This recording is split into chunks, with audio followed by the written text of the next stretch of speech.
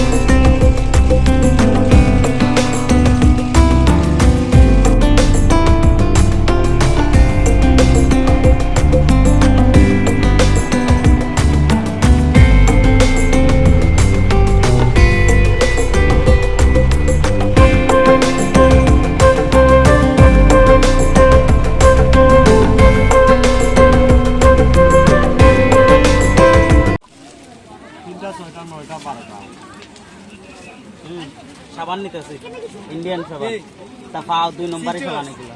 জি না,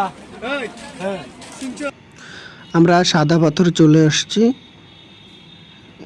যদিও পানি এখন অনেক কম, যার কারণে সাদা পাথরের আসল সৌন্দর্যটা পুরোপুরি আসবে না বা দেখতে পারবো না। তারপরেও আমরা দেখানোর চেষ্টা করব।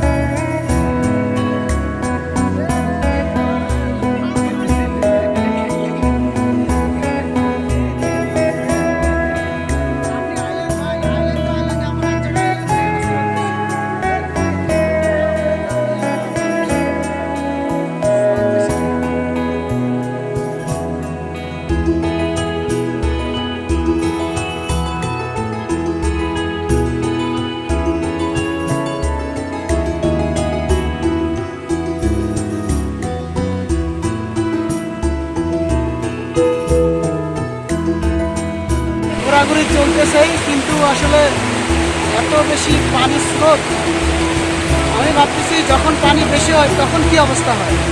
আমরা দাঁড়াইতেই পারতেছি না, এমন অবস্থা। আর যারা আসবেন অবশ্যই একটা স্যান্ডেল, রাবারের স্যান্ডেল বা জুতা টাইপের পরে আসবেন, তা নাহলে এমন অবস্থা এখানে পা কেটে চৌচির হয়ে যাবে। এখানে প্রচুর পাথরের ধার, কুচকুচি পাথর, পা কেটে বিচ্ছিন্ন অবস্থা।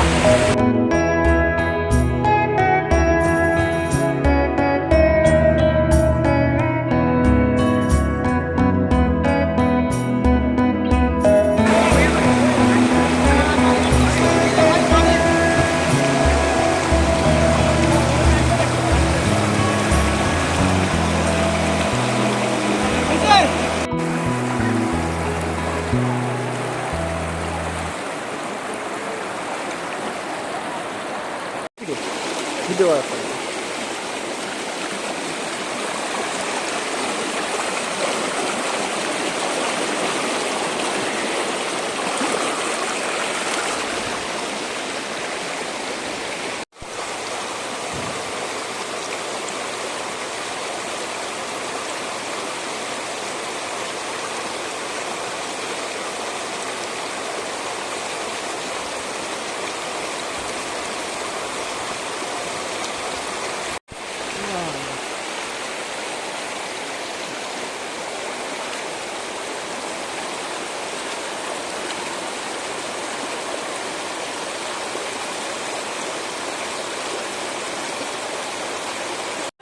এখানে একটু মাছ দেখতে হচ্ছে।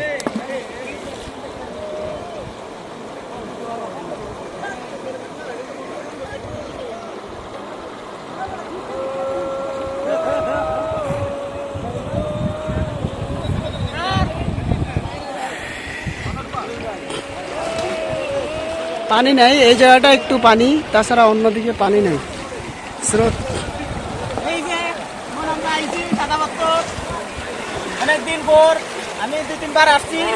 তো আমার দ্বারের সাথে আছে আমার স্যার এবং রুবেল ভাই, ওরা প্রথম আইছে সাদাপাত্তর দেখার জন্য, তাই দেখতে এলাম। রুবেল ভাই, আপনার অনুভূতি কেমন? আলহামদুলিল্লাহ অনেক সুন্দর। প্রথম আসলেন, কেমন লাগতেছে? আলহামদুলিল্লাহ খুবই ভালো লাগছে, কি অপূর্ব সুন্দর প্রাকৃতিক দৃশ্য এবং পিছনে অনেক না, আমার অত বেশি ভালো লাগে নাই, কারণ পানিটা খুবই কম। পানিটা আর একটু বেশি হলে খুব ভালো হইতো। যাই হোক, আমরা সবাই এখন এনজয় করি প্রকৃতির দৃশ্য।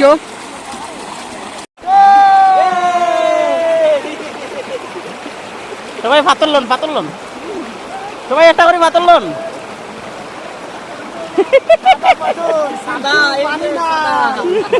শুধু পাথর আছে কিন্তু পানি নাই।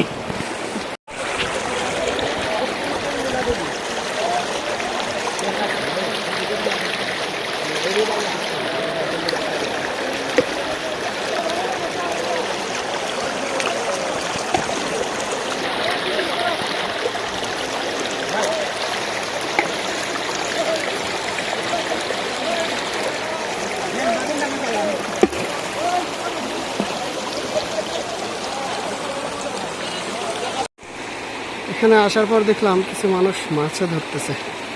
অবশ্য ওরা স্থানীয় মনে হয়, জানি না এখানে কতটুকু ওরা মাছ পাবে বা পায়।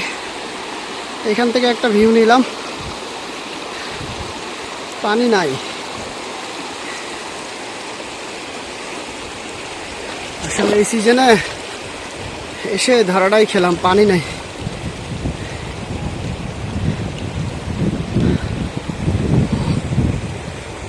এই যে বাংলাদেশের বর্ডার গার্ড এখানে থাকে, পতাকা দেখাচ্ছে বাংলাদেশে। আর পাশে যে বড় পাহাড়, এটা ইন্ডিয়ার মেঘালয় রাজ্য, মেঘালয় পাহাড়। কি সুন্দর, মাশাআল্লাহ।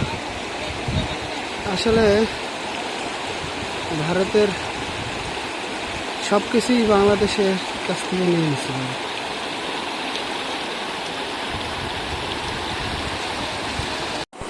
দেখেন পানিটা এতটাই স্বচ্ছ যে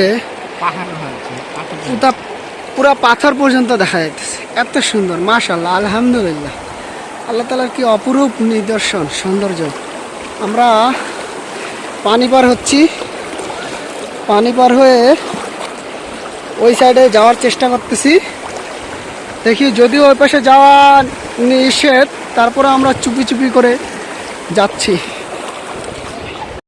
আমরা চুপি চুপি বর্ডারের দিকে যাচ্ছি, দেখি কত দূর যাইতে পারি। শুধু পাথর আর পাথর।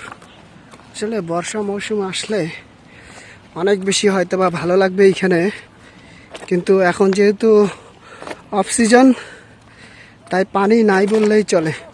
নতুবা আমি যেভাবে হাঁটে আসতেছি, এইখানে এভাবে হাঁটা পসিবল না। প্রচুর পাথর, এত পাথর, পাথরের উপরে পাথর। সৃষ্টির শুরু থেকে এইখানে পাথর একটার পর একটা জন্ম হচ্ছে, পাথরেরও জীবন আছে, এটা তো জানেন না? আল্লাহ তাআলা বলছেন পাথরেরও জীবন আছে, পাথরও জন্ম হয়। সুতরাং এখানে পাথরের খনি বলা চলে, প্রচুর পাথর। যদিও এখান থেকে পাথর তোলা নিষেধ, জাফলংয়ে পাথর তোলা হয়, এইখানে পাথর তোলা নিষেধ, এখানে কেউ পাথর তোলে না। এটা সাদা পাথর থেকে পুরো আলাদা একটি জায়গা, আরও ভেতরে বর্ডারের দিকে, এখানে কেউ আসে না। তো দেখতে অনেক সুন্দর, তাই মন মানল না, তাই রিস্ক নিয়ে চলে আসলাম। দেখেন একটা মানুষও নয় এখানে, আর পানির কি শব্দ, মাশাআল্লাহ মাশাআল্লাহ, অসাধারণ। জানি না এখানে বেশিক্ষণ থাকতে পারবো না, তবে চলে যাব। অসাধারণ দৃশ্য, অসাধারণ, যা চোখকে বিশ্বাস করার যায় না, এত সুন্দর। এমনি এমনি তো আর বলে না এটা বাংলার কাশ্মীর। এত সুন্দর পানি, আল্লাহু আকবার, আল্লাহু আকবার। আসলে আল্লাহ তাআলার একটা সৌন্দর্য নিদর্শন, পানির কুলু কুলু শব্দ এবং পানির এত সুন্দর ঢেউ। আমরা এখন আমাদের ভ্রমণ শেষে সাদা পাথরের আমরা এখন চলে যাচ্ছি গন্তব্যস্থানে। নেক্সট স্টপেজ দেখি কোথায় করি আমরা। আজকে একদিনের সফরে বের হয়েছি, আমাদের কাছে অনেক ভালো লাগছে। হয়তোবা পানি আরও বেশি থাকলে আরও বেশি ভালো লাগতো, তারপরে যতটুকু লাগছে অনেক ভালো। দেখেন একটাবার কি পরিমাণ পাথর, আসলে এত পাথর, এত পাথর, পাথর আর পাথর, অসম্ভব ভালো লাগা একটি জায়গা। পানি হলে আরো বেশি ভালো লাগবে।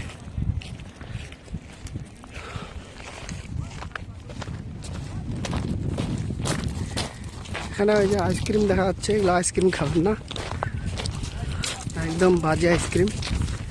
এখানে কোনো কিছুই খাওয়ার দরকার নেই, পারলে বাইরে থেকে কোনো কিছু নিয়ে আসবেন, এসে ভালো লাগবে। যেমন সাদা পাথর আজকে সমাপ্ত হচ্ছে এখানে, আমাদের খুব ভালো লাগছে, যদিও পানি নাই, কিন্তু অনেক এনজয় হয়েছে, অসম্ভব ভালো লাগছে। আসলে এনজয় করলে সব জায়গায় করা যায়, ঠিক আছে।